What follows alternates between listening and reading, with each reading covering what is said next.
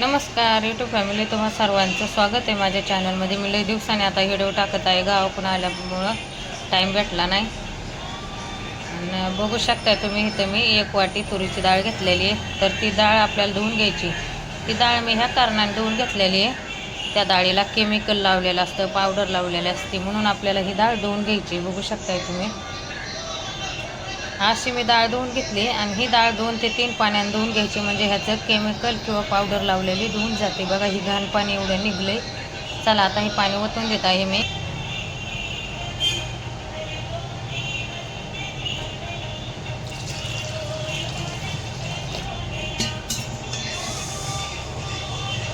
तर बघू शकताय आता ही दुसरं पाणी आहे. दुसरं पाण्याने पण धुवून घेतली. चला आता पाणी मी खाली करत. बघू शकताय 2 पाण्याने धुवून घेतले. आता तिसरं पाणी आपल्याला यूज करायचं आहे त्याला. तरी पण घाण निघतीच. हाताने चोळून काढायचं. कधी पण डाळ शिजवायला टाकायला आपल्याला हे हाताने धुवून काढायचं. आणि ह्या डाळीवर जेवढा फेस येईल ना तेवढा फेस काढून टाकायचा चहाच्या गाळणीने.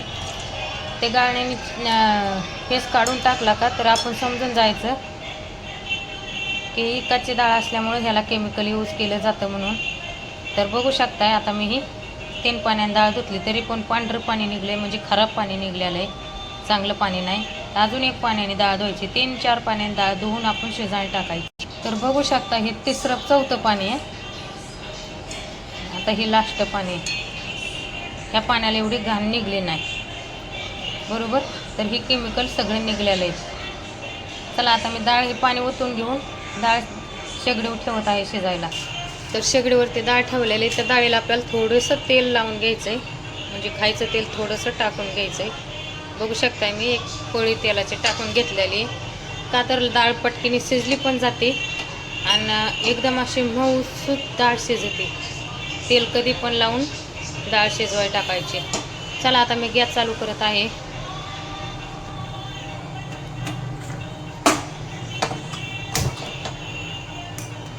15 ते 20 मिनटात डाळ शिजून निघत आहे. आणि मी बनवत आहे आज डाळ चपाती. कोणाकोणाला डाळ चपाती आवडते कमेंटमध्ये नक्की सांगा.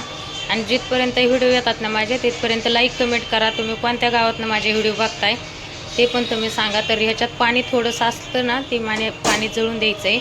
नंतर ह्याच्यात पाणी टाकत आहे मी. तुम्ही पण असे ट्राय करून बघा एकदा डाळ शिजायला टाकताना, मग तुम्हाला पण अनुभव खूप येईल.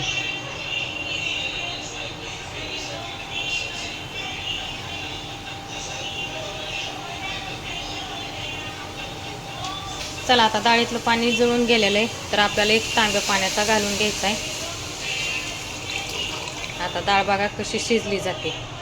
तेल कसं वरती आलं आहे बघा. तेलामुळं डाळ लवकर शिजते आणि लवकर गॅस पण कमी वापरला जातो आणि डाळ पण लवकर झटपट शिजली जाते. कोणाकोणाला ही ट्रिक आवडते नक्की मला कमेंटमध्ये सांगा. आणि आपण जे पाणी भरतो प्यायला नळाचं, तर पाणी काळजीपूर्वक भरा. मी सकाळी पाण्याचा हांडा भरला होता, तर लोखंडी पाईप असल्यामुळं त्या पाईपाची गंज पकडलेलं पाण्यात आपल्याला येतं. त्यामुळे तळाचं पाणी काही वापरू नका. 1 कळशीभर पाणी ही पाणी मी ओतून देत आहे. आणि लक्षपूर्वक स्वयंपाक करताना हांड्यातलं पाणी बघून वापरायचं.